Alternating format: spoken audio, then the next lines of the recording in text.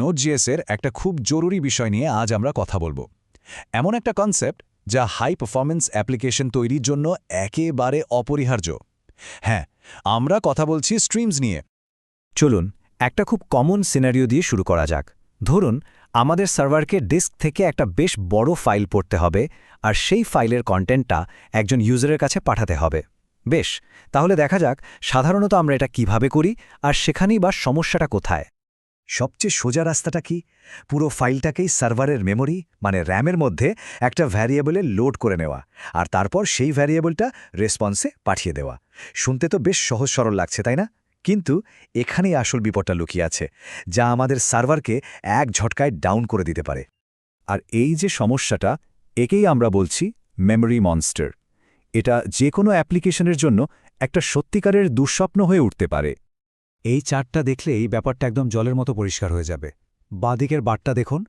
সাধারণ পদ্ধতিতে একটা 400 মেগাবাইটের ফাইল লোড করতে গিয়ে মেমরি ব্যবহার কোথায় গিয়ে ঠেকেছে। হয়তো একজন ইউজার হলে সার্ভারটা বেঁচে যাবে, কিন্তু ভাবুন তো যদি 100 জন ইউজার একসাথে রিকোয়েস্ট করে, সার্ভার তো সোজা ক্র্যাশ করবে। আর এবার ডান দিকের বারটা দেখুন। স্ট্রিম ব্যবহার করলে মেমরি ব্যবহার কতটা কম আর স্টেবল। আকাশ আর পাতালের তফাত, তাই না? তাহলে এই মেমরি মনস্টারকে হারাবো কি করে? আচ্ছা, এখানেই এন্ট্রি নিচ্ছে আমাদের আজকের হিরো Node.js স্ট্রিমস। ব্যাপারটা অনেকটা পুরো একটা কেক একবারে মুখে না পুরে ছোট ছোট টুকরো করে খাওয়ার মতো। স্ট্রিম ঠিক এটাই করে। পুরো ফাইলটা একবারে লোড না করে ওটাকে ছোট ছোট ম্যানেজেবল ভাগে মানে চাঙ্কে ভেঙে নেয়। আর এর ফলে কি হয়? সার্ভারের মেমরির ওপর আর কোনো চাপই পড়ে না। আরেকটা দারুণ উদাহরণ দিই। ধরুন একটা বিশাল ট্রাক থেকে মাল নামাতে হবে। কেউ কি পুরো ট্রাকটা একবারে তোলার চেষ্টা করবে? না তো, একটা একটা করে বক্স নামাবে, তাই না? স্ট্রিমও ডেটার সাথে ঠিক এই কাজটাই করে। আমরা তো সবাই ইউটিউব দেখি, ভিডিওতে ক্লিক করার সাথে সাথেই তো প্লে হতে শুরু করে, তাই না? পুরো ভিডিওটা ডাউনলোড হওয়ার জন্য তো বসে থাকতে হয় না, কারণ ডেটা একটা কন্টিনিউয়াস ফ্লো বা স্রোতের মতো আসতে থাকে। এটাই তো স্ট্রিমিং। বেশ, তাহলে চলুন একটু ভেতরের খবর নেওয়া যাক। এই যে স্ট্রিম কাজ করছে, এটা আসলে কিভাবে হচ্ছে? এর পেছনে দুটো মূল খেলোয়াড় আছে, চাঙ্কস আর বাফার্স। পুরো প্রসেসটা ভাবুন, একদম সহজ। প্রথমে একটা বড় ফাইল, যেটা আমাদের ডেটা সোর্স। স্ট্রিম সেটাকে ছোট ছোট চাঙ্কে ভেঙে ফেলল। এরপর প্রত্যেকটা চাঙ্কে ঝাক্কান একটা জায়গায় রাখা হয়, যেটাকে বলে বাফার। আর তারপর সেখান থেকে সোজা পাঠিয়ে দেওয়া হয় ডেস্টিনেশনে। তো এই বাফার জিনিসটা কি? এটা আসলে মেমোরির মধ্যে একটা ছোট্ট অস্থায়ী স্টোরেজ, অনেকটা বাস স্টপের ওয়েটিং রুমের মতো। একটা ডেটার চাঙ্ক এখানে এসে অপেক্ষা করে যতক্ষণ না আগের চাঙ্কটার প্রসেসিং শেষ হচ্ছে। বাফার নিয়ে কয়েকটা জিনিস মাথায় রাখলেই চলবে। 1, এটা টেম্পোরারি। 2, এর মধ্যে থাকে র বাইনারি ডেটা, মানে শুধু 0 আর 1। 3, এর একটা নির্দিষ্ট সাইজ আছে। আর সবচেয়ে বড় কথা হলো, যখন আমরা স্ট্রিম ব্যবহার করি, Node.js নিজে থেকেই এই বাফারের সব ম্যানেজমেন্ট দেখে নেয়। আমাদের কোনো মাথা ব্যথা নেই। থিওরি তো অনেক হলো, এবার একটু প্র্যাকটিক্যাল কোড দেখা যাক, কি বলেন? আর দেখবেন পারফরম্যান্সে যতটা তফাৎ, করেও ঠিক ততটাই।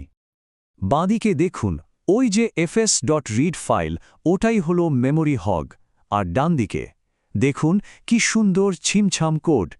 fs.create_read_stream দিয়ে শুরু, আর তারপর শুধু একটা ছোট্ট ম্যাজিক ওয়ার্ড .pipe। ব্যাস, আর কিছু না। এই পাইপ মেথডটাই হলো আসল জাদুঘর। এটা আক্ষরিক অর্থেই একটা পাইপলাইন তৈরি করে দেয়। একদিকে থাকে পড়ার সোর্স মানে আমাদের ফাইলটা, আর অন্যদিকে থাকে লেখার ডেস্টিনেশন মানে ইউজারের কাছে পাঠানোর রেসপন্সটা।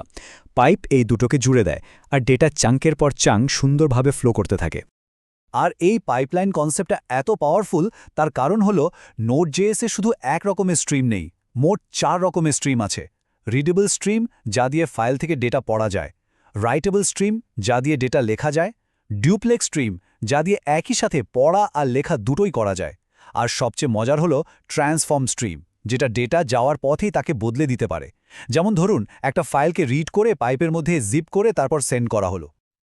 তাহলে এত কিছু জানার পর আসল ইম্প্যাক্টটা কি? মানে কেন স্ট্রিম ব্যবহার করাটা এত জরুরি? এটা কিন্তু শুধু একটা ফ্যান্সি ট্রিক নয়, এটা অ্যাপ্লিকেশন বানানোর একটা ফান্ডামেন্টাল নিয়ম। তো মূল সুবিধাগুলো কি কি? প্রথমত, মেমোরি এফিসিয়েন্সি, র্যামের ব্যবহার একদম কমে যায়। দ্বিতীয়ত, পারফরম্যান্স, অ্যাপ্লিকেশনটা ফাস্ট আর রেসপন্সিভ থাকে।